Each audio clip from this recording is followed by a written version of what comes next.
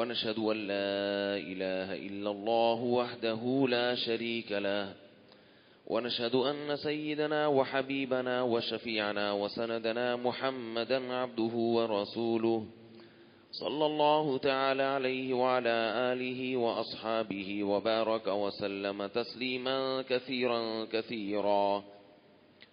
أما بعد فأعوذ بالله من الشيطان الرجيم. بسم الله الرحمن الرحيم.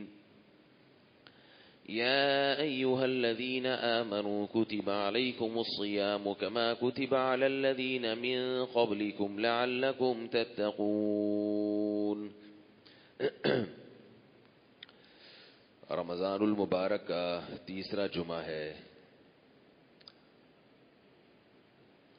اپنا محاسبہ کرنا چاہیے کہ اللہ تعالیٰ نے رمضان کے روزے جس مقصد کے لیے فرض کیے وہ مقصد ہمیں کتنا حاصل ہو رہا ہے. رمضان کے روزے اللہ نے فرض کیے کیا ہے؟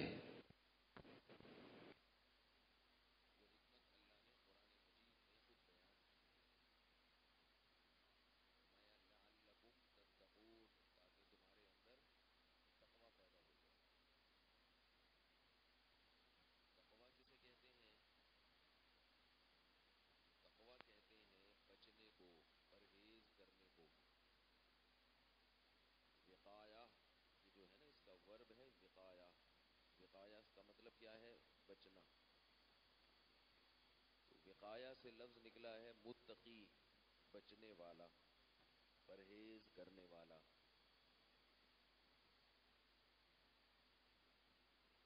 کس چیز سے بچنا؟ ہر چیز سے بچنا ایسا نہیں. دنیا میں بعض قوموں نے، بعض مذہبی رہنماؤں نے غلو کیا اور تمام خواہشات سے کنارہ کشی کو دین کا نام دیا. عیسائیوں میں ایسا بہت ہوتا تھا کہ تمام خواہشات کو چھوڑ کے جنگل میں نکل جاتے تھے، سب سے کنارہ کشی اختیار کرتے تھے.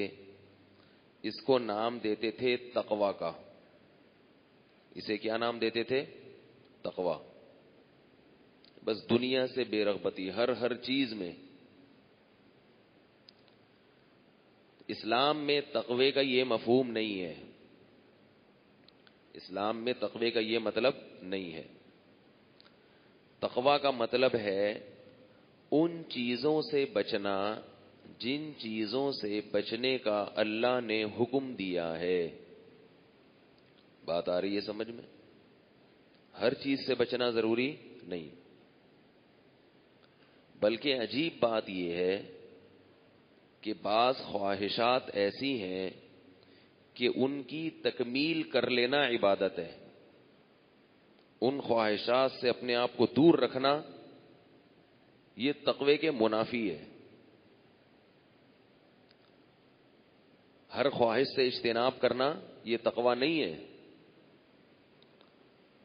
اور بلکہ اس کے برعکس ہے کہ بعض خواہشات ایسی ہیں کہ ان کی تکمیل کر لینا کیا ہے؟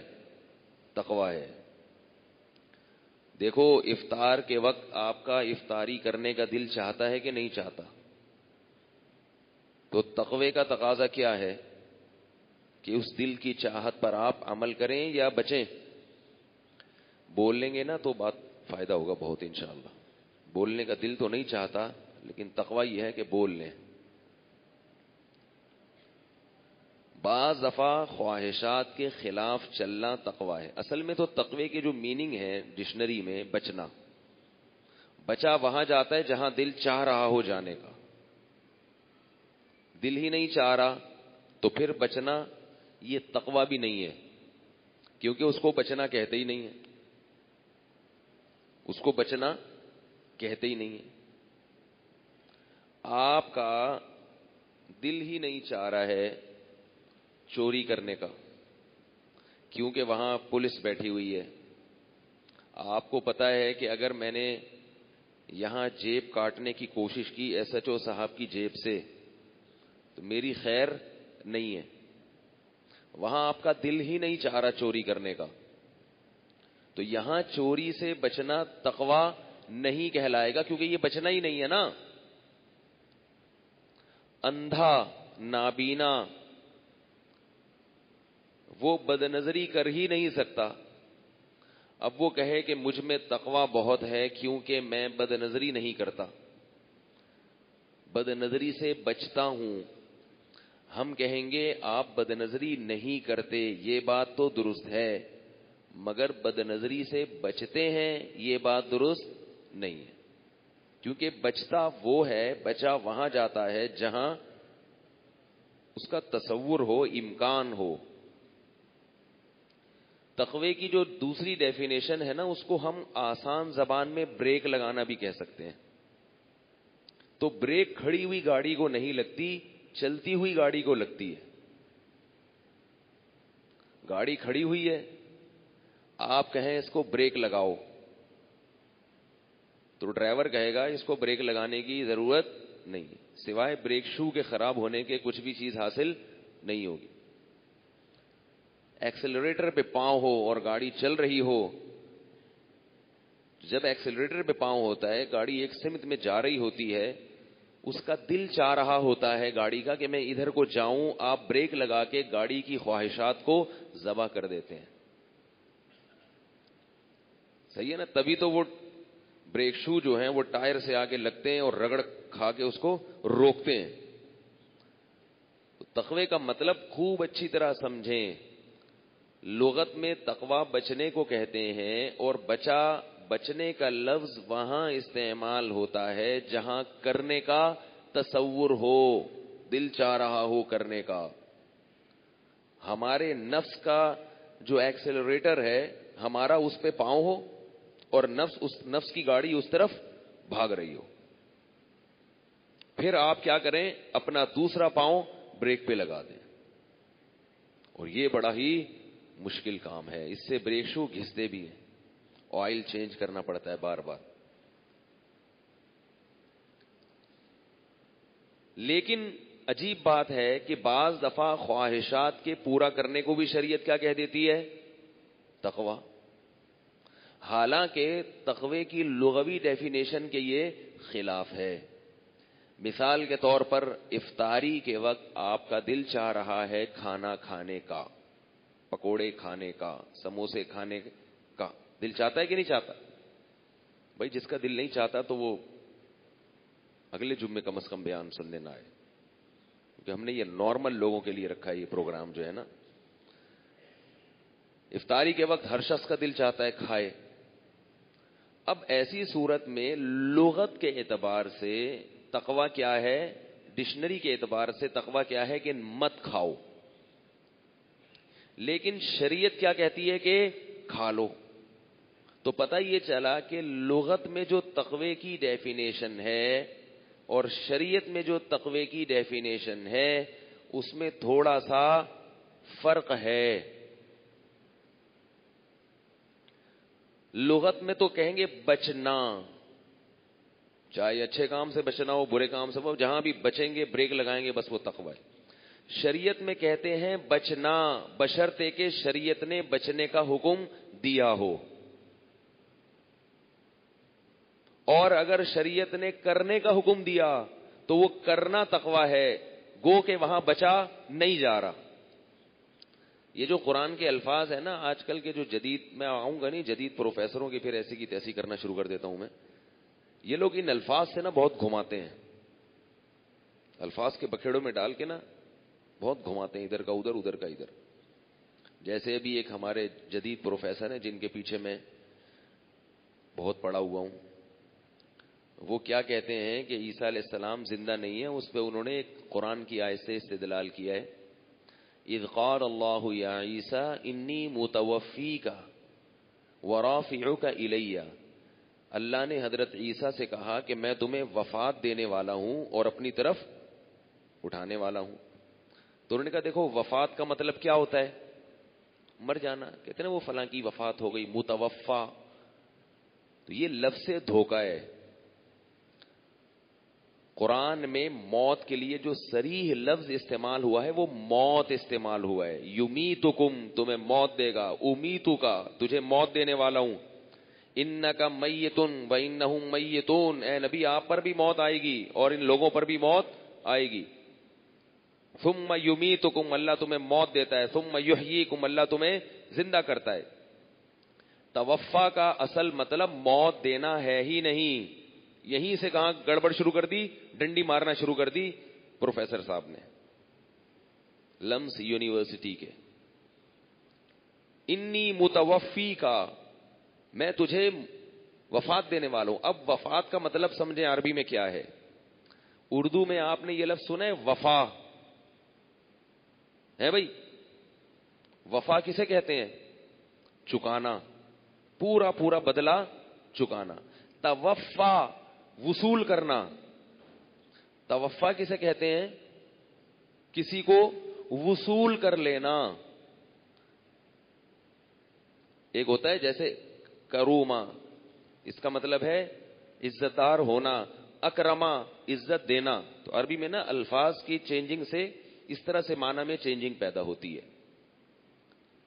تو وفا یا اوفا, اس کا مطلب چکانا, بدلہ چکانا, یہ کسی کو دے دینا اس کا حق. اور توفا وصول کر لینا. اب چونکہ میت میں بھی بندہ وصول ہو جاتا ہے, اس لیے اس کو بھی قرآن نے مجازن توفا سے تعبیر کیا. اور بعض دفعہ آپ کسی کی باڈی کو اپنی طرف لے آئیں, اس کو بھی کیا کہتے ہیں؟ وصول.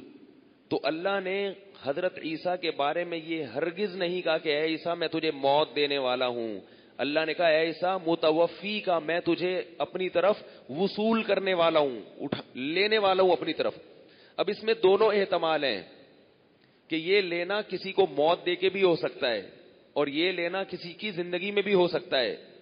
دوسری آیت سے قرآن سے پتہ چلتا ہے اور احادیث سے کہ یہ موت والا لینا مراد نہیں تھا, یہ باڈی سمیت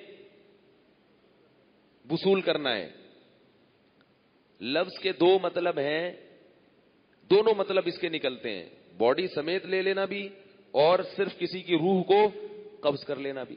اور یہ دونوں مطلب قرآن میں استعمال ہوئے ہیں. اللہ یتوفی الانفس حین موتہا, فرمایا اللہ موت کے وقت بھی تمہارے نفس کو وصول کر لیتا ہے.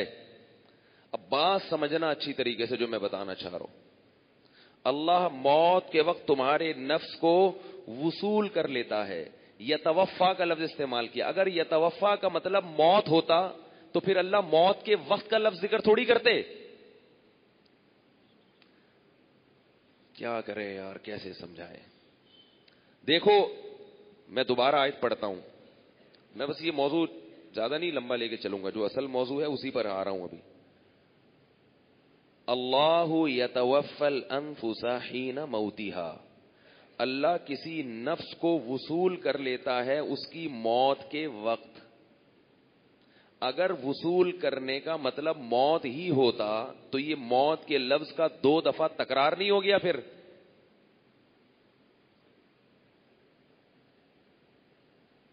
ہے بھائی, تو یہ موت کے لفظ کا پھر دو دفعہ ایک ہی جملے میں تکرار ہو گیا جس کا کوئی فائدہ نہیں ہے. تو پتہ چلا یتوفا کا مطلب الگ ہے, موت کا مطلب الگ ہے. اللہ بتا رہے موت کے وقت ہم تمہارے نفس کو وصول کر لیتے ہیں. نفس سے مراد ہے روح,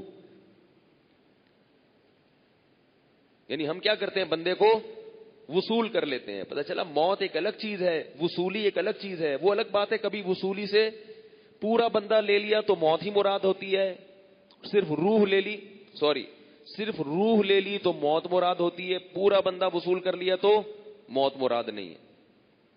کیونکہ قرآن مجید میں صاف لفظوں میں اللہ نے کہا وما قتلوہ وما صلبوہ, کہ یہودیوں نے عیسیٰ ابن مریم کو قتل نہیں کیا, سولی پر نہیں لٹکایا, ولیکن شبہ لہم, معاملہ مشتبہ ہو گیا ان کے اوپر, بل رفعہ اللہ الیہ, اے اللہ پھر ہوا کیا ہے جب نہ قتل کیا نہ سولی پہ لٹکایا. اللہ کہہ رہے ہیں بلکہ بات یہ ہے کہ اللہ نے ان کو اپنی طرف اٹھا لیا.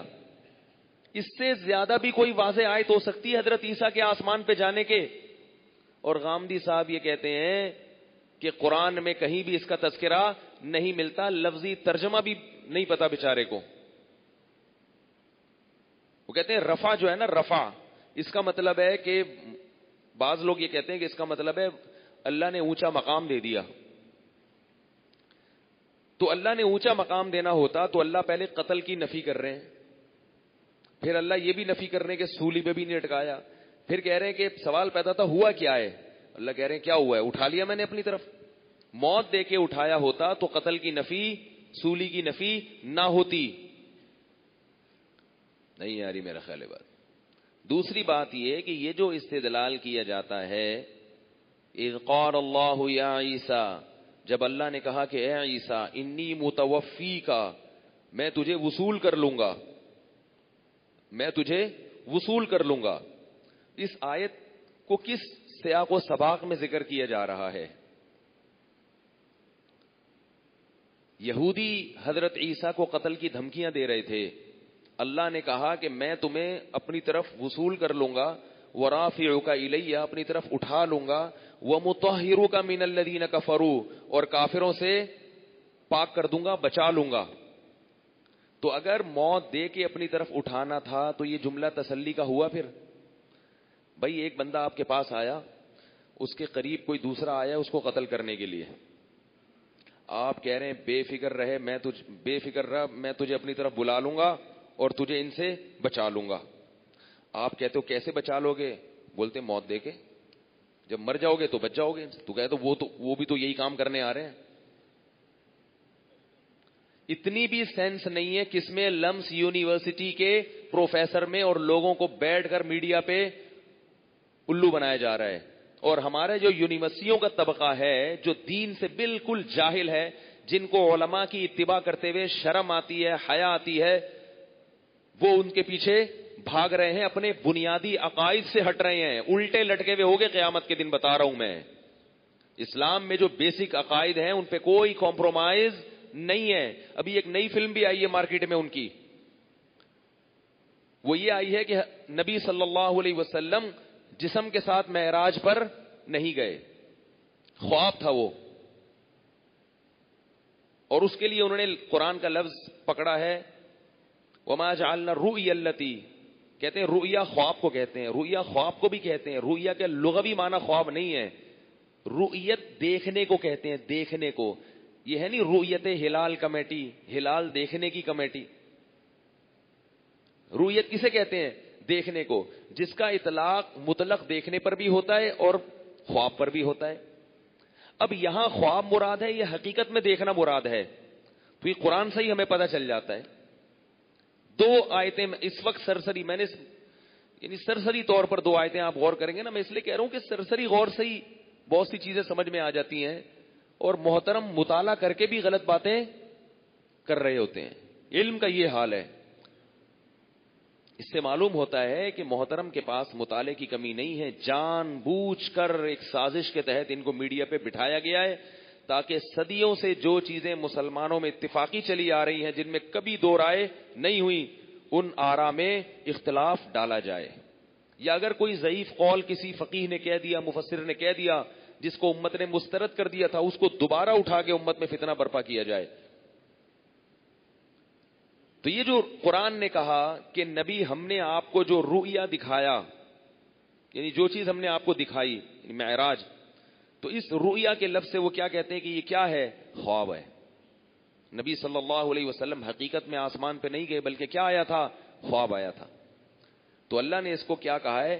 فتنۃ للناس، ہم نے اسے لوگوں کے لیے آزمائش بنا دیا. آزمائش کیا؟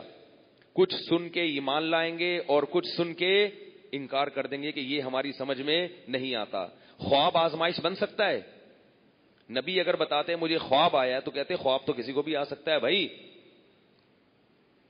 خواب تو عزیز مصر کو بڑا زبردست آ گیا تھا. خواب تو فرعون کو بھی آیا تھا کہ میری سلطنت میں ایک بچہ پیدا ہونے والا ہے جو میری سلطنت کو الٹ دے گا، اور سچا خواب تھا وہ. نہیں یاری میرا خیال ہے بات. تو یہ خواب نہیں تھا. اگر خواب ہوتا تو اللہ اس کو اتنی بڑی آزمائش بولو نہ بتاتے. دوسری بات یہ سورہ بنی اسرائیل جہاں سے شروع ہو رہی ہے سبحان الذی اسرا بعبدہ لیلا من المسجد الحرام الی المسجد الاقصی، پاک ہے وہ ذات ہر عیب سے جو اپنے عبد کو، اپنے بندے کو، لیلن رات کے تھوڑے سے حصے میں، پوری رات نہیں، اللیل نہیں ہے، اللیل ہوتا تو پوری رات، لیلن تنوین ہے. جو گرامر جانتے ہیں خوب سمجھتے ہیں کہ لیلن کا مطلب رات کا تھوڑا سا حصہ. پاک ہے وہ ذات ہر عیب سے جو اپنے بندے کو رات کے تھوڑے سے حصے میں مسجد حرام سے مسجد اقصی کی طرف لے گیا. یہاں اللہ کیا بیان کر رہے ہیں؟ اپنی طاقت اور قدرت. جب بھی کوئی عجیب واقعہ ہوتا ہے ہم کیا کہتے ہیں؟ سبحان اللہ. نہیں آئی بات. خواب میں آپ راکٹ میں بھی بیٹھ جائیں نا، پوری دنیا کی سیر کر لیں، صبح اٹھ کے آپ کہیں گے نا میں نے خواب میں آج دیکھا میں چاند پہ ہوں، آپ نہیں کہیں گے سبحان اللہ، یہ نہیں کہیں گے. آپ بولیں گے بھائی اس سے کیا، خواب میں تو پتہ نہیں. اور اگر وہ یہ کہتا ہے کہ میں حقیقت میں چاند سے ہو کے آیا ہوں، سبحان اللہ. یا تو تم جھوٹ بول رہے ہو یا پھر کیا بھائی، سبحان اللہ. تو اللہ کہاں سے کلام کی ابتدا کر رہے ہیں؟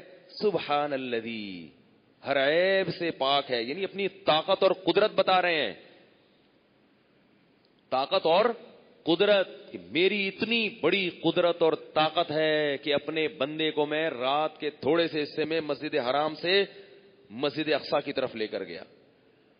اور رات کا تھوڑا سا حصہ اپنی طاقت اور قوت کو سمجھانے کے لیے. خواب کے لیے یہ بتانا ضروری نہیں ہے کہ رات کے تھوڑے سے حصے میں نے یہ کیا. خواب میں رات کے تھوڑے سے حصے میں ہو یا ساری رات ہو، اس سے کوئی فرق نہیں پڑتا. اللہ بتا رہے ہیں کہ پوری رات بھی نہیں، رات کے تھوڑے سے حصے میں اپنے پیغمبر کو کہاں لے کر گیا ہوں؟ مسجد حرام تک. سمجھ رہے ہو بات کو کہ نہیں سمجھ رہے؟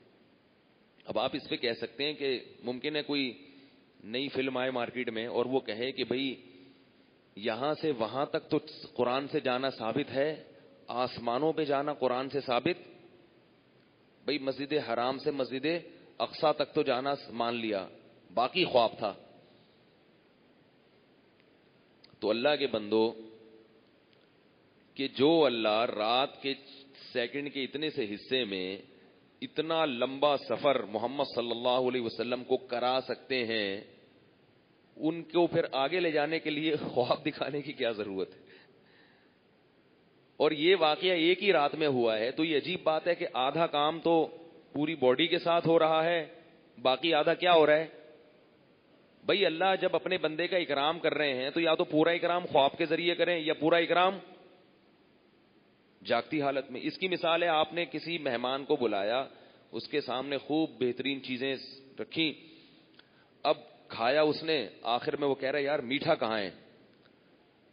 بھئی آپ نے میرا اکرام کر دیا، مرغا بھی کھلا دیا، بریانی بھی کھلا دی، قورمہ بھی کھلا دیا، کولڈ ڈرنک بھی ہوگی، میٹھا رہ گیا. تو آپ کہتے ہیں اب سو جاؤ، میٹھا خواب میں کھلائیں گے ہم تمہیں. تو کہہ گئے پھر باقی یہ چیزیں بھی خواب میں ہی کر دیتے، باقی چیزیں بھی خواب میں کر دیتے. اگر تمہیں اتنا کنٹرول ہے تو یہ عجیب بات ہے کہ رات کے آخری حصے میں اللہ کہہ رہے ہیں اپنے بندے کو میں لے کر گیا. یہاں کہیں بھی نہیں کہ خواب میں لے کر گیا ہوں. سبحان الذی اسری بعبدہ لیلا من المسجد الحرام الی المسجد الاقصی الذی بارکنا حولہ لنریہ من آیاتنا، تاکہ ہم اپنے بندے کو اپنی بڑی بڑی نشانیاں دکھائیں. تو بھائی یہ سمجھ میں آنے والی چیزیں نہیں ہیں مارکیٹ میں جو آ رہی ہیں نا آج کل. یوٹیوب پہ ہر بندہ بیٹھا ہوا ہے، فیس بک پہ کوئی بھی اپنی بس ویڈیو آڈیو کلپ بنا بنا کے لوگ پھینک رہے ہیں. ہاتھ جوڑ کے کہتا ہوں مجھے کوئی مسلک پرستی کا شوق نہیں ہے، نہ مجھے کوئی تعصب ہے. مذاہب اربعہ کے کو جب تک فالو کرتے رہو گے، ان چاروں اماموں کو، اس وقت تک خیر میں رہو گے. زیادہ زیادہ اگر غلطی ہوگی تو ایک اجتہادی خطا ہوگی جس میں کسی بڑے مجتہد کا قول ہوگا. اتنی بڑی خطا نہیں ہوگی کہ بالکل ہی آؤٹ ہو جاؤ. لیکن ان مذاہب اربعہ سے نکل گئے تو پھر بریکیں فیل ہیں، پھر بریکیں فیل ہیں. ہر شخص قرآن و حدیث کا لیبل لگا کے تمہیں کہاں سے کہاں لے جائے گا. تو جب بھی کوئی آیا کرے نا تو آپ اس سے پوچھو ان چاروں ائمہ میں سے کسی کا اس پہ قول ہے، فتویٰ ہے؟ اگر وہ کہے نہیں ہے تو آپ بولو بھائی ان کی عقل آپ کی عقل سے زیادہ تھی. وہ کہے گا کہ نہیں ہم قرآن و حدیث کو ماننے کا ہمیں حکم ہے، ہمیں ائمہ کو فالو کرنے کا حکم نہیں ہے. تو بولو قرآن و حدیث وہ لوگ ہم سے زیادہ سمجھتے تھے. That's all. ختم ہو گئی بات. ایک چھوٹی سی بات کر کے یہ ٹاپک کمپلیٹ کر کے پھر اپنے موضوع کی طرف چلتا ہوں. دیکھو اسلام میں جو پہلا فرقہ پیدا ہوا ہے وہ قرآن و حدیث کے نام پہ پیدا ہوا ہے. خوارج. وہ بڑے عبادت گزار بھی تھے اور قرآن کی آیتیں پڑھا کرتے تھے دلیل میں. اس فتنے سے اللہ نے بچایا کس کو؟ جنہوں نے صحابہ کو آنکھیں بند کر کے فالو کیا ہے. آئی بات سمجھ میں؟ اب ایک فرقہ پیدا ہوا, اس نے کہا کہ اللہ کو دیکھنا ممکن نہیں ہے, اللہ کی زیارت قیامت کے دن نہیں ہوگی کیونکہ وہ تو عقل سے بالاتر ہے. لا تدرکہ الابصار, قرآن کی آیت پڑھی کہ نگاہیں اس کا تعاقب نہیں کر سکتی. تو پتہ چلا نہ دنیا میں کر سکتی ہے نہ آخرت میں. صحابہ کا عقیدہ کیا تھا کہ آخرت میں اللہ کی زیارت ہوگی. تو جو صحابہ کو ماننے والے تھے انہوں نے کہا تمہارے دلائل ایک طرف, ان دلیل کا جواب ہمیں آئے نہ آئے, لیکن ہم کس کو مانتے ہیں کہ قیامت کے دن اللہ کی زیارت نیک بندوں کو ہوگی. ختم. یہ کیسا قرآن ہے جو صحابہ کو سمجھ میں نہیں آ رہا. پھر یاد رکھو صحابہ پہ معاملہ آ کے رکتا نہیں ہے. بعض کہتے ہیں ہم صحابہ کو مانتے ہیں اس کے بعد کسی کو نہیں مانتے. غلط. صحابہ کو ماننے والے کون تھے؟ تابعین. تابعین میں جو ائمہ ہیں مشہور ہیں, ایسے نہیں کہ ہر ایک میں تو گمراہ بھی ملیں گے آپ کو. خوارج بھی ہیں تابعین میں, معتزلی بھی ہیں, روافض بھی ہیں, ہر طرح کے لوگ ہیں. تابعین میں جو اہل سنت والجماعت کے امام سمجھے جاتے ہیں, جن کے فتاوی کو فالو کیا جاتا ہے, حدیث میں جن کو امام سمجھا گیا ہے, پھر ہم ان کو فالو کرتے ہیں, پھر ان کے شاگردوں کو فالو کرتے ہیں, پھر امت نے جن پر اعتماد کیا. امام بخاری کو ہم کیوں مانتے ہیں محدث؟ امت نے کہا, ورنہ ہمارے پاس کوئی قرآن و حدیث سے دلیل ہے کہ امام بخاری محدث ہیں بھائی. لیکن امام بخاری کو ہم فقہا میں شمار نہیں کرتے کیونکہ امت نے ان کو فقہا میں شمار نہیں کیا. اس کی سب سے بڑی دلیل یہ ہے کہ کہیں بھی فقہی مسئلے پر بحث ہوتی ہے کتابوں میں, اس میں امام بخاری کا تذکرہ نہیں ہوتا. امام ترمذی امام بخاری کے شاگرد ہیں. جب بھی کوئی حدیث بیان کرتے ہیں جس میں کوئی اختلافی مسئلہ ہوتا ہے, اس میں ابو حنیفہ کا قول ذکر کریں گے اہل کوفہ کے نام سے یا امام حنیفہ کے نام سے, عبداللہ بن مبارک کا قول ذکر کریں گے, امام احمد کا, امام شافعی کا. اپنے استاذ امام بخاری کا قول ذکر نہیں کرتے کیونکہ وہ جانتے ہیں کہ ان کو حدیث میں شہرت ہے. قرآن و حدیث سے جو مسائل نکالنے کا فن ہے اس میں اللہ نے ان کو شہرت اور مہارت نہیں دی. تو امت نے حدیث میں امام بخاری پر اعتماد کیا. فقہ میں کس پر اعتماد کیا ہے؟ چاروں ائمہ پر. تو اب اگر کوئی کہے نا دلیل کیا ہے, دلیل تو پھر محدثین کی بھی کوئی نہیں ہمارے پاس. تو اس لیے آپ قرآن و حدیث کو فالو کریں, مگر قرآن و حدیث کی وہ فہم جس پر صحابہ تابعین چلے, ائمہ اربعہ چلے. سمجھ رہے ہو بات کو؟ ان کو فالو کرنا پڑے گا. خیر میں اصل موضوع کی طرف آتا ہوں, کہاں سے کہاں بات نکل گئی. تو میں یہ عرض کر رہا تھا کہ جو تقوی ہے نا, تقوی لغت میں تو کہتے ہیں بچنے کو, لیکن شریعت میں تقوی کا کیا مطلب ہے کہ جہاں اللہ نے بچنے کا حکم دے دیا وہاں بچنا, اور جس کام کو اللہ نے کرنے کا حکم دے دیا وہ کام کرنا. تو میں یہ عرض کر رہا تھا بعض دفعہ کام کا دل چاہ رہا ہوتا ہے اور اس کو کرنا پھر بھی تقوی ہوتا ہے.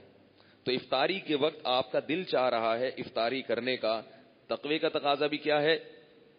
بولو نا بھائی, افطاری کر لو. یہی شریعت میں جس کو تقوی کہا گیا, کیونکہ اللہ خوش ہو رہے ہیں.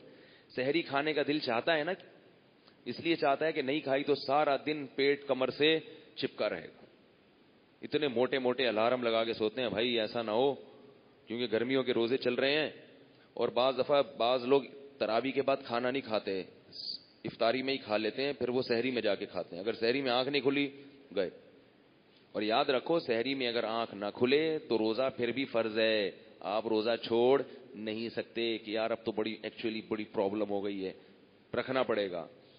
اور کوئی بھی نہیں مرتا, بھوک کا کوئی نقصان نہیں ہے. جو ڈاکٹر حکیم کہے نا بھوکا رہنے سے نقصان ہوتا ہے, اس کو میرے پاس لاؤ. بھوکا رہنے کا صحت کو کوئی نقصان نہیں ہے, فائدے ہی فائدے ہیں. آپ کا جگر بہت اچھا ہو جاتا ہے, کام کرنے کے لائق ہو جاتا ہے.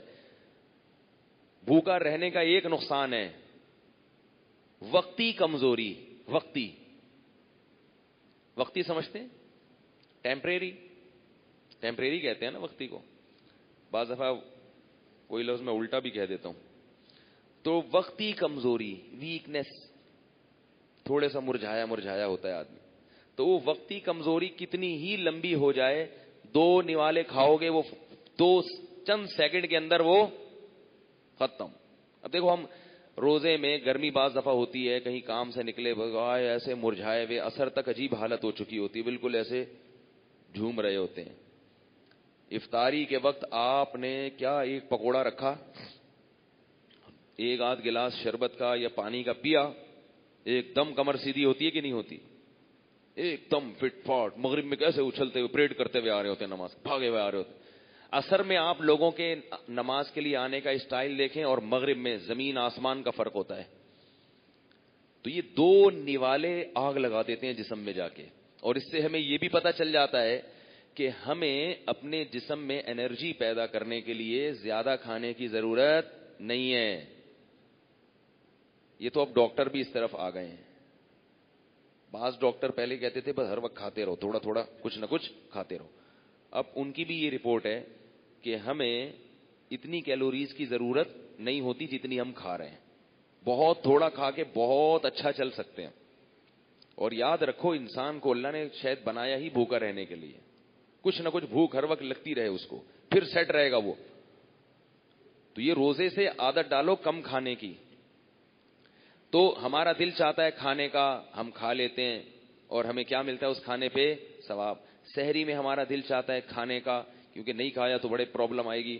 تو نبی نے کیا ترغیب دی؟ سحری کھاؤ, دی نا. تو بہت سے کام تو میرے بھائی ایسے ہیں جو اللہ نے ہمیں کرنے کا حکم دیا اور ہمارا دل بھی چاہتا ہے, تو ان میں تو کوئی پرابلم ہے نہیں. وہ تو سب مسلمان بہت اخلاص کے ساتھ کرتے ہیں ایسے کام. یہ والا تقوی 100% مسلمانوں میں ہے. یہ والا تقوی مسلمانوں میں بولو نا, لیکن نہیں ہے. حقیقت یہ ہے کہ بعض کام ہمارا کرنے کا بہت دل چاہتا ہے, شریعت نے ثواب بھی بتایا, مگر ہم اس کو کرنا تقوی کے خلاف سمجھتے. وہی بات آئے گی, چھوڑو رہنے دو. 4 شادیوں کا ہر مسلمان کا دل چاہتا ہے, لیکن کوئی کر لینا تو اسے کیا کہا جاتا ہے؟ عیاش, عیش پرست. اور اگر کوئی خوبصورت لڑکی سے کر لے پھر تو چھوڑتے نہیں اس کو. لوگ بولتے بیوہ سے کرتے نا کسی, یا کسی 60 سالہ بڈھی خاتون سے کرتے تو ثواب تھا. او بھائی صرف ثواب ہی نہیں چاہیے اس کو, سمجھ رہے ہو بات. ایک صاحب میرے پاس آئے, نوجوان تھا, 25-26 سال عمر تھی, تو اس کے لیے رشتہ آیا 55 سال کی خاتون کا. تو وہ نکاح کا پروگرام بنا لیا انہوں نے. میں نے کہا آپ کیوں کر رہے ہیں 55؟ آپ کی عمر 25 سال ہے. وہ 55 کہہ رہے سنت ہے. کیا کہہ رہے ہیں؟ میں نے کہا اللہ کے بندے اپنی جان پر کیا کرو, رحم کرو. وہ نبی صلی اللہ علیہ وسلم کا حوصلہ تھا کہ انہوں نے 40 سالہ بیوہ سے 2 دفعہ بیوہ ہوئی تھی ان سے نکاح کیا. میں نے کہا اگر آپ نے ایک اور کرنی ہے تو پھر تو ٹھیک ہے, اس سے کر لو. ایک رہے گی ثواب کے لیے, ایک اپنی خواہش کے لیے تاکہ حرام سے بچو. اور اگر ایک ہی کرنی ہے تو پھر یہ مطلب شکر ہے مجھ سے مشورہ لے لیا انہوں نے, کیونکہ جب وہ 55 سال کی خاتون سے نکاح کرتے, 25 سال کا جوان آدمی تو تھوڑے 5 سال میں وہ 55 کا ہو جاتا. لوگ کہتے کہ آپ شناختی کارڈ میں 30 کے ہیں, ویسے کتنے کے ہیں؟ ٹھیک ہے, مر جاؤ گے. میں نے کہا اور پھر محبت نہیں ہوگی اس سے تو اس کے حقوق کیسے ادا کرو گے؟ تو یہ مطلب نہیں ہوتا تقوی کا, ٹھیک ہے نا. نکاح میں تو اللہ نے فرمایا فَانْكِحُوا مَا طَابَ لَكُمْ, جو تمہیں پسند آئے ان سے نکاح کرو. تو پسند آ رہی ہے تو ٹھیک ہے, چاہے 55 کی کیا 60 کی بھی اگر پسند آ رہی ہے. پسند نہیں آ رہی تو پھر یہ سوچو کہ میں کیوں کر رہا ہوں. اگر ثواب کے لیے کر رہا ہوں تو بھائی ثواب کے علاوہ بھی نکاح سے بہت ساری چیزیں مقصود ہوتی ہیں. اولاد بھی چاہیے ہوتی ہے. 55 سال والی کی اولاد تو نہیں ہوگی نا, پھر کیا کرو گے مستقبل میں جب اولاد نہیں ہوگی؟ بڑھاپا کیسے گزارو گے؟ اور اولاد کے بھی بڑے فضائل ہیں. دوسرا, اپنے آپ کو حرام خواہش سے کیسے بچاؤ گے؟ بازار میں نکلو گے ہر طرح کی چیزیں نظر آئیں گی, تو بیوی کے پاس آؤ گے تو کیا بولو گے؟ بھائی یہ یار وہ جو ہے نا, نہیں دل پھر مائل نہیں ہوگا, گناہوں میں پڑ جاؤ گے. ایسا ہوا ہے, بہت سے لوگ کرتے ہیں ایسے. تو شکر ہے مشورہ لے لیا تھا. تو حلال چیز جو ہے نا, بعض دفعہ کسی کام کا دل بھی چاہتا ہے اور اللہ کہہ بھی رہے تھے کر لو. اب کیا ہے کہ آپ کو میں 2 ٹوک باتیں کرنے کا عادی ہوں, اگر آپ ناراض نہ ہو. آپ کو آفس میں کوئی لڑکی پسند آ رہی ہے, اس سے آنکھ مٹک کے مت کرو, اس سے شادی کر لو. بعض لوگ یہ کہتے ہیں کہ وہ تو لڑکیاں پسند آتی ہیں تو یہ تو حرام خواہش پیدا ہوتی ہے, تو حرام خواہش پوری کرنے کے لیے شادیاں رچائی جا رہی ہیں. تو بھائی جب اس سے نکاح کر لیا تو وہ حرام نہیں رہی نا. دیکھو اگر تمہیں کوئی پسند آئے گی آفس میں, اگر تم شادی نہیں کرو گے تو وہ کیا کرو گے, پھر اس سے تم دوستیاں کرو گے. اگر تم نہیں کرو گے تو کوئی اور کر دے گا, کیونکہ تمہیں پسند آ رہی ہے, اس کا مطلب اٹریکشن ہے اس میں, تو کوئی اور گناہ کرے گا. تو تم اگر اس سے شادی کر لو گے تو تمہاری حلال خواہش بھی پوری, تم بھی گناہ سے بچ گئے, اس لڑکی کو بھی گناہ سے بچا لیا, اور کسی اور شخص کو بھی گناہ سے بچا لیا کہ اگر تم نکاح نہ کرتے تو وہ دوستیوں میں پڑ جاتا. تو فائدے ہی فائدے ہیں کہ نہیں ہے. اب اتنی کامن سینس کی باتیں ہیں لیکن پبلک کی سمجھ میں نہیں آتی ہیں. تو کوئی بات نہیں, جیسے چل رہے ہیں چلتے رہیں. تو تقویٰ کسے کہتے ہیں؟ اللہ کے احکام کو, بولو بھائی یہ میں جان جان کر ٹاپک لاتا ہوں, یہ نہ سمجھو کہ مجھ پہ یہ مسلط ہو گیا ہے. ہاں بعض لوگ مجھے تانا دیتے ہیں کہ یار آپ سے برداشت نہیں ہے, پھر لے آتے ہیں. یہ جان بوجھ کر لاتا ہوں میں, معاشرے کی ضرورت ہے, سمجھ رہے ہو. اتنا بیوقوف نہیں ہوں کہ ایک چیز میرے اوپر, اور مجھے یہ بھی پتا ہے کہ بہت سے لوگوں کو یہ ٹاپک بہت ناپسند ہے, اس کے باوجود میں اس ناپسندیدہ ٹاپک پہ بات, حالانکہ ہے کتنا پسندیدہ ہے کتنا پسندیدہ, پھر بھی لوگ کیا کہتے ہیں ناپسند. تو وہ ایک ہمارے دوست ہیں یو کے میں, وہ ان کی کوئی کولیگ تھی, تو وہ میرے پاس فون آتے تھے, یار یہ مسئلہ ہے یار یہ. میں نے کہا بھائی شادی کر لے یار. کہنے فلپینی ہے, میں کہاں سے شادی کروں گا اس سے. میں نے کہا مسلمان کرنے میں کتنا ٹائم لگتا ہے. تو مسلمان کیا, شادی ہو گئی, 3-4 سال ہو گئے. دیکھو گناہ سے اس کو بھی بچا لیا, خود بھی بچ گئے, تو اس میں کیا جا رہا ہے. نہیں کرو گے تو وہ بھی گناہ میں مبتلا ہوگی, کسی دوسرے مسلمان کو بھی خراب کرے گی. تو بعض چیزیں ایسی ہیں کہ ہمارا دل اولاد سے محبت کا دل چاہتا ہے کہ نہیں چاہتا, تو شریعت نے روکا ہے ہمیں اس سے. بیوی سے محبت کا دل چاہتا ہے کہ نہیں چاہتا, تو شریعت نے روکا ہے اور عبادت قرار دے دیا. ماں باپ سے محبت عبادت. پیسے کمانے کا دل چاہتا ہے کہ نہیں چاہتا, تو اللہ نے کہا کماؤ بھائی. نہیں کماؤ گے تو کیا ہوگا, بھیک مانگو گے, لوگوں کے سامنے ہاتھ پھیلاؤ گے. مشرکین مکہ جب حج کرنے جاتے تھے تو زیادہ راہ نہیں لے کے جاتے تھے, کہتے تھے ہم اللہ کے گھر جا رہے ہیں, اللہ پہ توکل کر کے جائیں گے, اللہ کھلائے گا اللہ پلائے گا. پھر جب چوڑے میں آتے تھے نا تو بھیک مانگنا شروع کر دیتے وہاں جا کے. تو اللہ نے فرمایا وَتَزَوَّدُوا, جب حج کرنے جاؤ زاد راہ لے کے جاؤ, فَإِنَّ خَيْرَ الزَّادِ التَّقْوَىٰ, اس لیے کہ سب سے بہترین ذات تقویٰ ہے. کیا مطلب, وہاں جا کے لوگوں کے سامنے ہاتھ پھیلانے کا گناہ, اس سے بچنا سب سے بہترین زاد راہ ہے. تو اللہ کو یہ پسند نہیں ہے کہ لوگوں کے سامنے ہاتھ پھیلاؤ. تو کوئی اس نیت سے کماتا ہے کہ میں کسی کے سامنے ہاتھ نہ پھیلاؤں, یہ بہت بڑی نیکی ہے.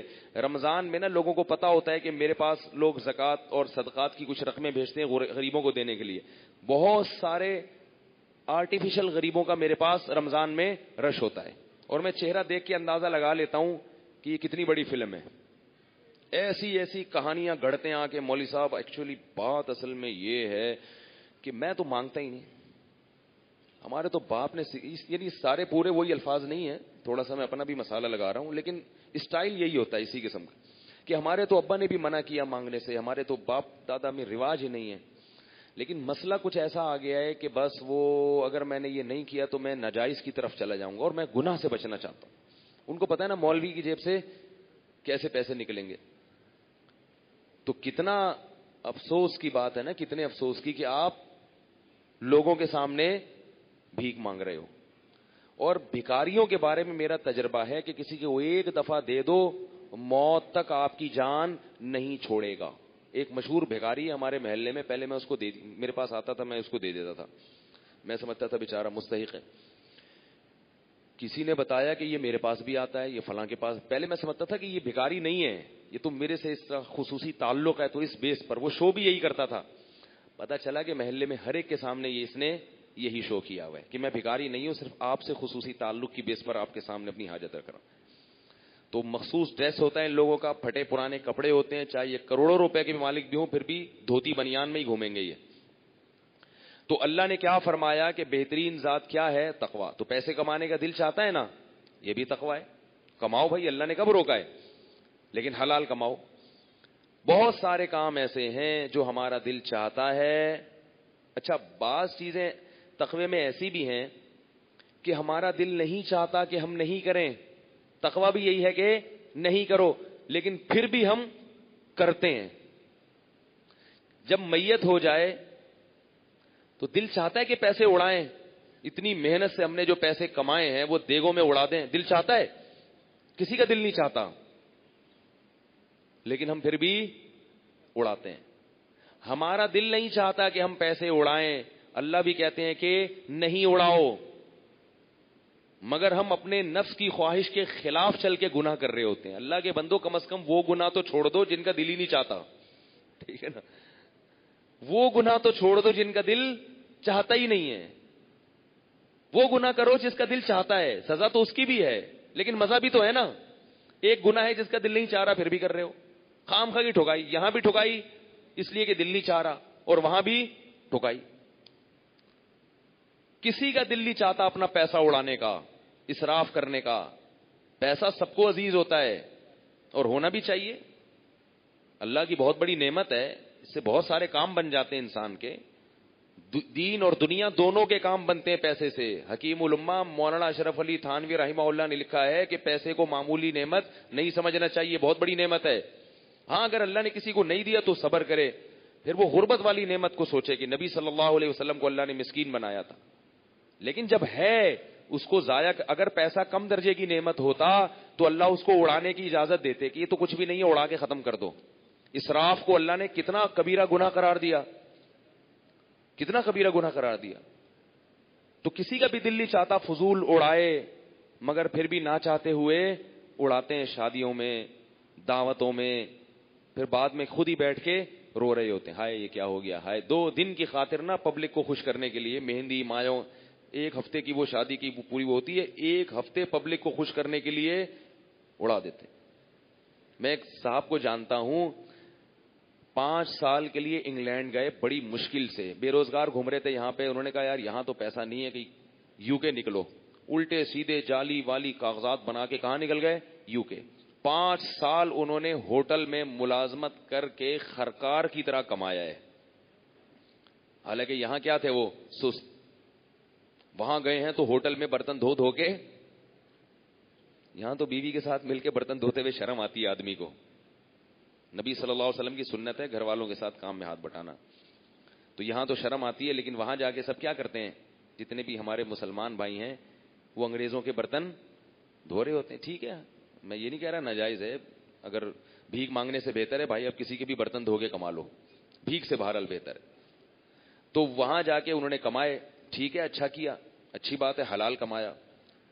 جب واپس آئے ہیں تو اپنی شادی میں سارا اڑا دیا, یہ بتانے کے لیے کہ میں کوئی معمولی آدمی نہیں ہوں, میں کہاں سے آ رہا ہوں, یو کے سے. اس کے بعد ویسے ہی ہو گئے جیسے پہلے تھے. اس کے بعد دوبارہ یو کے بھی نہیں جا سکے, اور پھر تھوڑے دنوں میں ہارٹ اٹیک ہوا, بچ گئے عبرت کے لیے. تو یہ ہو رہا ہے. تو یہ جو اڑایا جا رہا ہے پیسہ, اس پیسے میں کسی کا اڑانے کا دل نہیں کرتا, مگر پھر بھی اڑایا جاتا ہے. تو یہ ساری چیزیں تقوی کے منافی ہیں.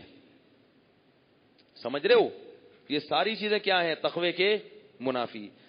اور اصل بات پتہ ہے کیا ہے, ان تمام چیزوں کے پیچھے دیکھنے میں یہ لگ رہا ہوتا ہے کہ خواہش نہیں ہے, لیکن حقیقت میں خواہش ہوتی ہے. پیسے اڑانے کا کسی کا دل نہیں چاہتا, لیکن جب اڑا رہا ہوتا ہے تو اس وقت چاہ رہا ہوتا ہے.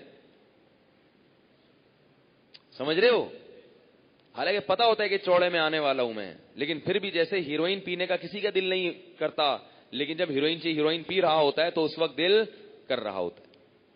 تو سارا معاملہ کہاں کے ختم ہوتا ہے, اپنے نفس کی خواہشات کو لگام دینا. جس شخص میں یہ ملکہ پیدا ہو گیا کہ وہ اپنے نفس پہ قابو کر لے, اپنی خواہشات پہ کنٹرول کر لے, وہ دنیا میں بھی کامیاب اور آخرت میں بھی کامیاب. ہمارے اندر سب سے بڑا عیب جو ہے وہ یہ ہے کہ ہم اپنی خواہشات کو لگام نہیں دے سکتے.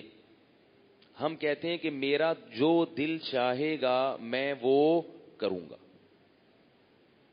ہاں بعض دفعہ دل چاہتا ہے, معاشرہ اجازت نہیں دیتا تو معاشرے سے نہیں لڑتے. تو خواہشات پہ، اور زیادہ تر گناہ تو وہی ہیں، یہ تو چند ایک چیزیں ہیں کہ دل بھی چاہتا ہے اللہ بھی خوش ہوتے ہیں، لیکن زیادہ تر گناہ تو وہ ہیں کہ جن کا کرنے کا دل چاہتا ہے مگر اللہ وہ گناہ کرنے نہیں دیتے. اور یاد رکھو کہ جب تک گناہ نہیں چھوڑو گے اللہ کی طرف سے جہنم کے عذاب سے بچنے کا وعدہ نہیں ہے اور جنت کا وعدہ نہیں ہے. آج لوگ نفلی عبادت پہ بہت زور لگا رہے ہیں، فرائض و واجبات کی طرف توجہ نہیں ہے. عمرے بھی ہو رہے ہیں ماشاءاللہ، ہونے چاہیے بے پردہ ہو کے.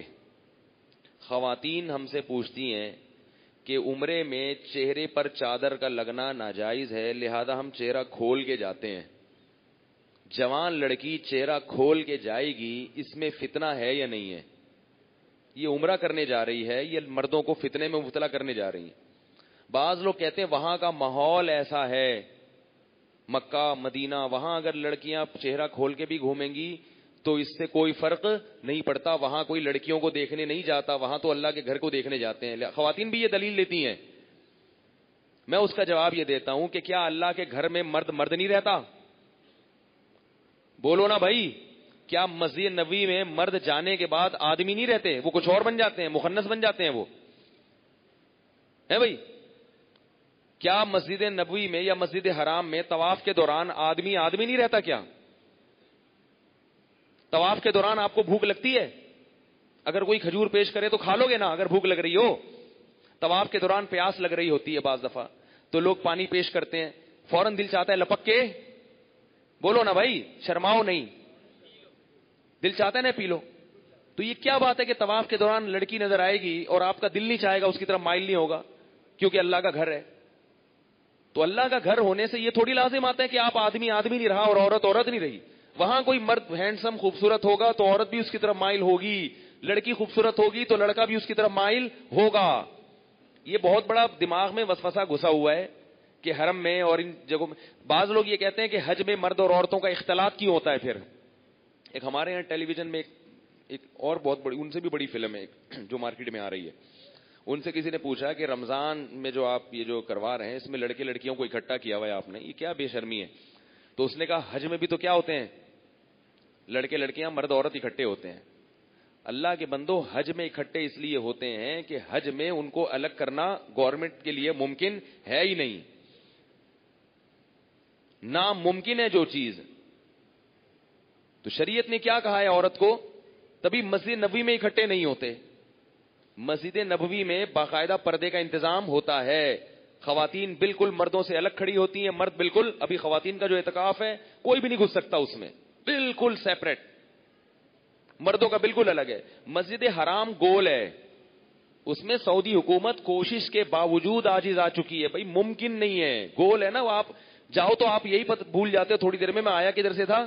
جو بار بار عمرہ کرتے ہیں نا ان کو پھر وہاں کے گیٹ اور راستے سمجھ میں آتے ہیں. وہ عجیب سا ایک وہاں پر ماحول ہے، وہ ممکن نہیں ہے. ورنہ یہ بات علماء کئی بار اٹھا چکے ہیں کہ خواتین کے لیے طواف کی جگہ الگ ہونی چاہیے.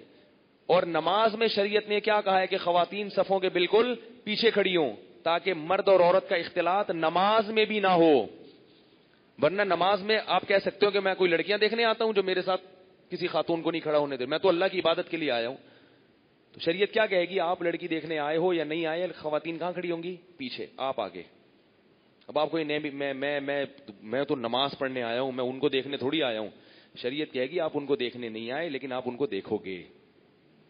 ہمیں پتا ہے آپ نماز پڑھنے آئے ہو، لیکن جب آپ کو کوئی جوان لڑکی نظر آئے گی تو آپ ان کو دیکھو. بلکہ ایسے بھی واقعات ہوئے ہیں اسلاف میں، ایسے نوجوانوں میں کہ پہلے وہ جو خواتین آیا کرتی تھیں تو نوجوان امام رکوع میں گیا، ٹانگوں کے بیچ میں سے پیچھے جا کے لیڈیز کو دیکھ رہے ہیں. ایسے بھی واقعات ہوئے ہیں. تو بھائی یہ اللہ نے کیا کہا ہے؟ سسٹم الگ رکھو. تو اب کیا کرتی ہیں خواتین؟ عمرہ کرنے جا رہی ہیں، عمرہ ہے نفلی اور پردہ ہے فرض. بولو نا، عمرہ نفل ہے، سنت ہے، بہت بڑی عبادت ہے، رمضان میں عمرے کا تو بہت ثواب ہے. لیکن پردہ کیا ہے؟ فرض.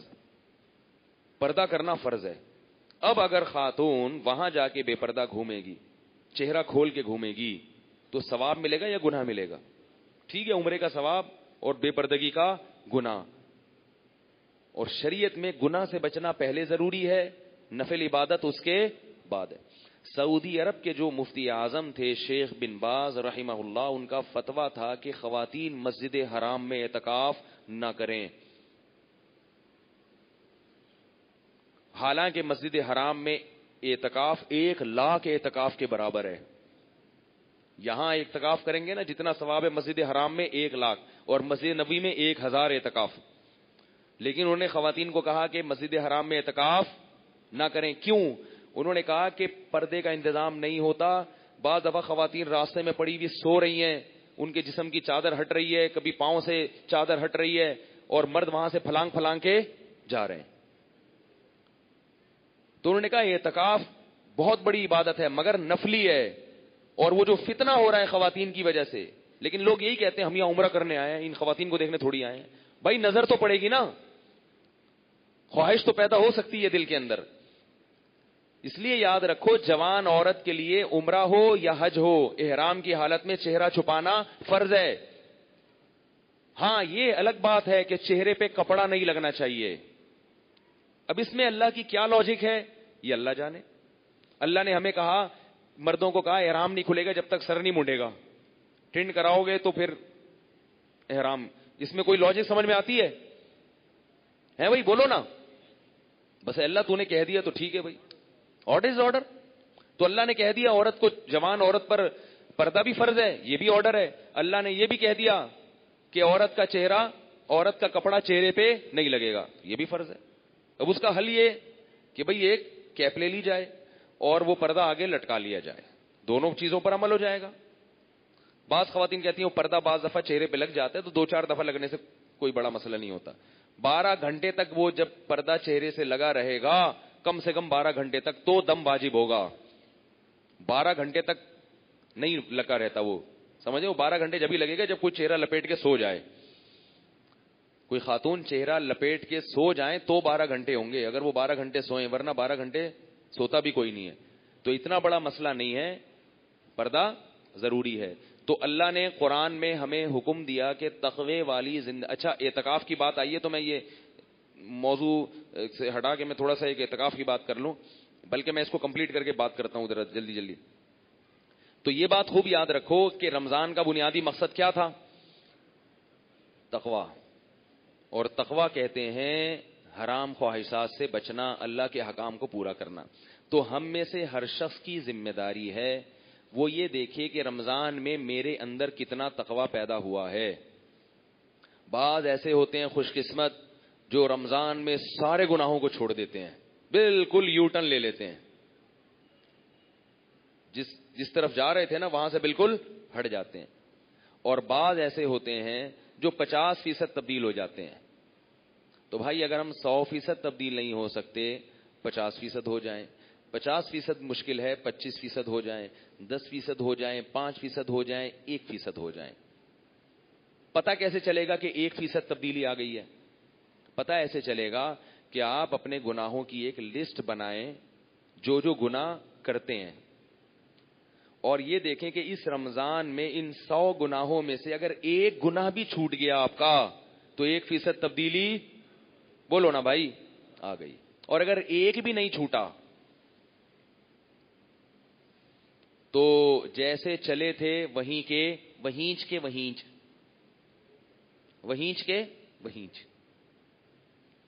کوئی فائدہ رمضان کا نہیں ہوا.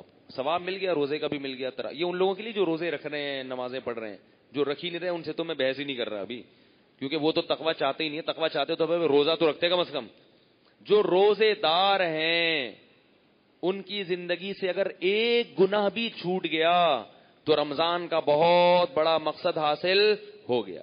اگر آپ بد نظری کے عادی ہو، شراب کے عادی ہو، اللہ نہ کرے زنا کے عادی ہو، ماں باپ کی نافرمانی کے عادی ہو، نماز قضا کرنے کے عادی ہو، ایک گناہ تو کم از کم چھوڑ دو بھائی. داڑھی کاٹنے کے عادی ہو، ایک گناہ تو چھوڑ دو کہ شراب سے توبہ کروں گا میں اس رمضان میں، زنا سے توبہ کروں گا میں اس رمضان میں، بد نظری سے توبہ کروں گا میں اس رمضان میں، والدین کی نافرمانی سے توبہ کروں گا اس رمضان میں. کچھ نہیں ہوتا، 5 وقت نماز کی پابندی اب سے شروع کر دوں گا میں. ایک گناہ تو چھوڑے کم از کم.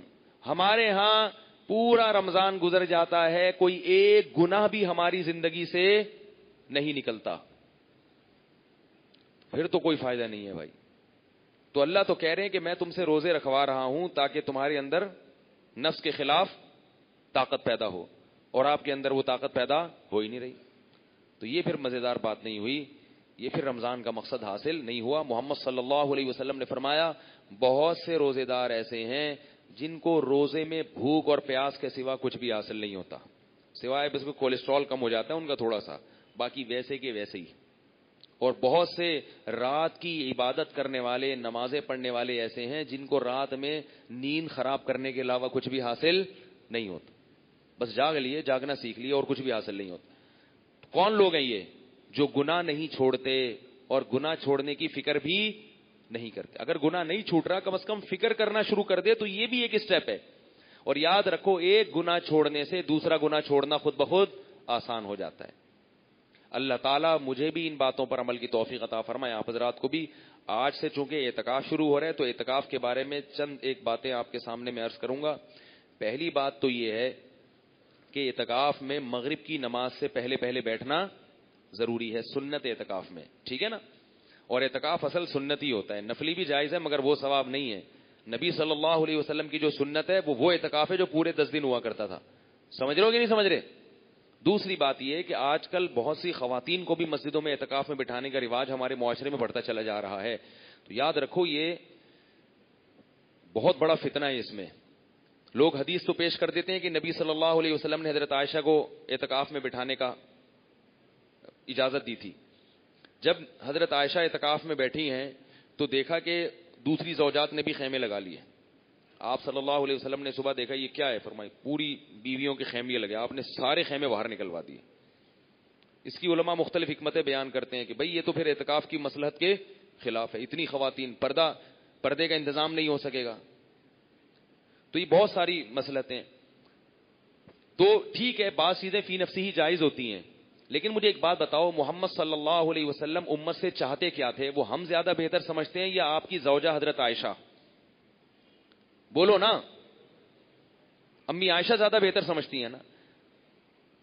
امی عائشہ رضی اللہ تعالی عنہا نے فرمایا لو کان النبی رأى ما رأینا لمنعنا نساءنا کما منعت نساء بنی اسرائیل. اگر نبی ہمارے زمانے کی عورتوں کو دیکھ لیتے, صحیح بخاری میں ہے یہ حضرت عائشہ کا مقول, تو ہماری خواتین کو مسجدوں میں آنے سے روک دیتے, جیسے کہ بنی اسرائیل کی خواتین کو روک دیا گیا تھا. پتہ چلا بنی اسرائیل میں بھی اصل اجازت تھی عورت کو آنے کی, مگر جب دیکھا کہ حالات خراب ہو رہے ہیں, فتنہ ہو رہا ہے, تو وہاں بھی اللہ نے پابندی لگا دی ہے. تو حضرت عائشہ فرما رہی ہے نبی موجود ہوتے تو پابندی لگا دیتے. بتاؤ نبی کی بات کو امی عائشہ سے زیادہ بہتر کوئی سمجھ سکتا ہے؟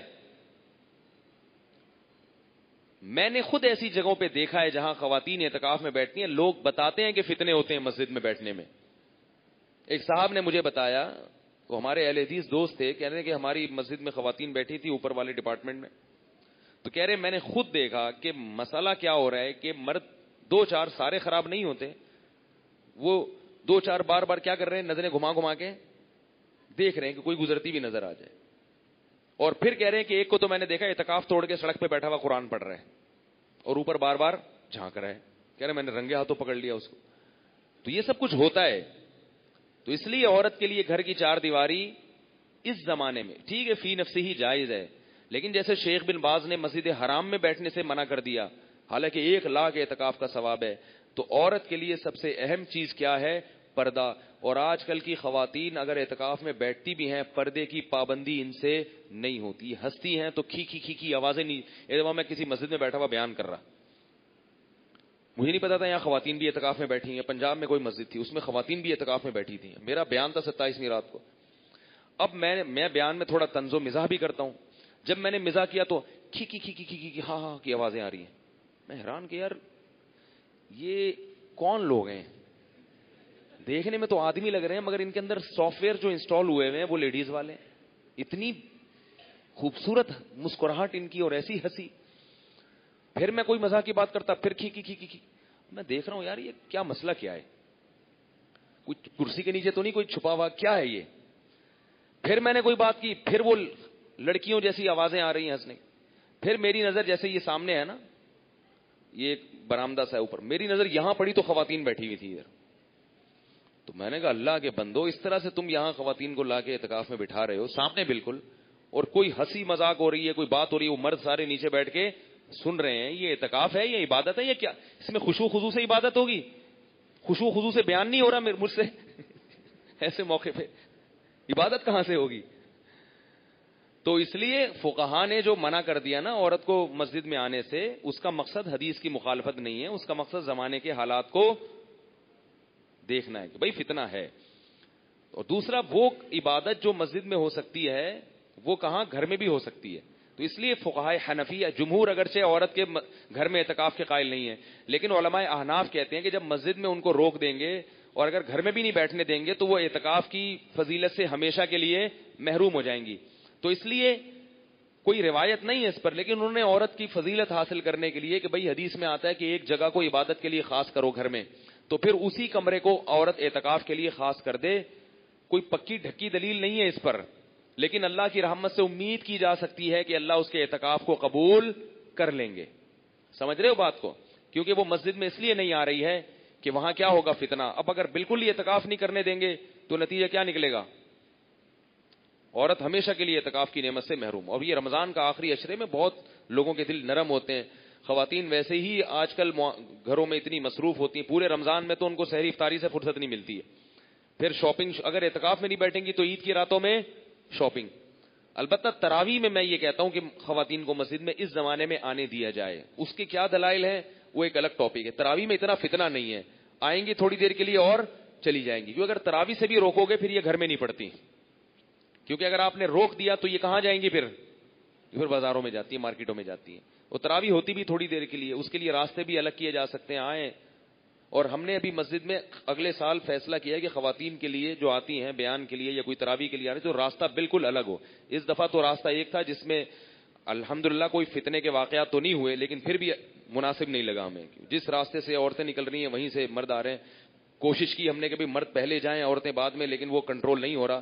اب یہ فیصلہ کیا ہے کہ بالکل ان کے لیے راستہ الگ کر دیا جائے گا. تو اللہ تعالی ہم سب کو سمجھنے کی, عمل کی توفیق عطا فرمائے. اعتکاف میں بیٹھنے کی کوشش کریں آپ لوگ, بہت ثواب ملے گا انشاءاللہ. پیسے ویسے تو نہیں مولوی صاحب دے سکتے نا آپ لوگوں کو, ثواب کی گارنٹی دیتے ہیں انشاءاللہ. تو 10 دن ہے اعتکاف میں بیٹھیں. اور تبلیغ والوں سے خصوصی گزارش ہے, نوجوانوں سے, کہ بھئی یہ جو 10 نہیں پہلے بول دیا نا تو یہ بیٹھیں گے نہیں, پہلے بول دیا تو بیٹھیں گے نہیں. میں یہ کہنے والا تھا کہ 10 دن میں نے ایک ہمارے دوست ہیں بریگیڈیئر ہیں, ان کو میں نے وہ بڑے ماشاءاللہ تبلیغ میں ان کا وقت لگا ہوا اور اللہ نے ان کی بات پہ بڑا اثر رکھا ہے. آن ڈیوٹی بریگیڈیئر ہیں ابھی. میں نے ان سے کہا تھا کہ آپ آخری 10 دن میں ہماری مسجد میں آئیں, اور یہ جو 10 دن کے لیے بیٹھیں گے نا ان کی ایک اور دفعہ 10 دن کی تشکیل بھی کرا دیں, کیونکہ 10 دن کے بعد مسالہ اترنے لگتا ہے. تو جیسے ہی اترنے لگے تو 10 دن کے لیے یہ تبلیغ میں چلے جائیں. تو ان کو میں نے دعوت دی ہوئی ہے, وہ آئیں گے, آن ڈیوٹی بریگیڈیئر ہیں, وہ آپ پہ محنت کر کے آپ کو اگلے 10 دن کے لیے انشاءاللہ. لیکن یہ میں کہنا نہیں چاہتا, میرے منہ سے غلطی سے نکل گیا ہے, کیونکہ پہلے بتا دیا. بہت سے لوگ اس چکر میں ایسا نہ ہو کہ آئیں نہیں, کہ یار اچھا یہ 10 دن کے لیے پھانس رہے اس لیے کہ تاکہ اگلے 10 دن کے لیے پھر تشکیل ہو جائے ہماری. تو نہیں ہو رہا ہے, نہیں بلا رہے ہم, ٹھیک ہے نا. تو بے فکر رہیں, بس آپ 10 دن کے لیے آ جائیں. اللہ تعالیٰ